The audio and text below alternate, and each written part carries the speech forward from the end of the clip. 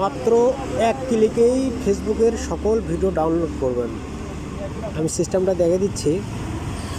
ফার্স্টে আপনারা প্লে স্টোরে যাবেন। প্লে স্টোরে গিয়ে এখানে সার্চ করবেন হচ্ছে social ডাউনলোডের plus.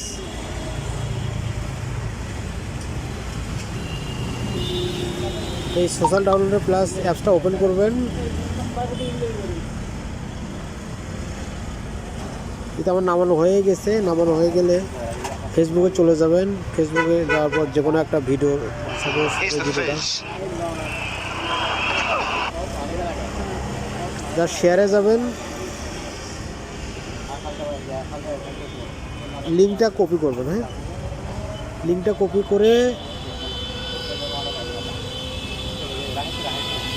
Social download plus অ্যাপসে ক্লিক করলে অটোমেটিক নিয়ে নেবে।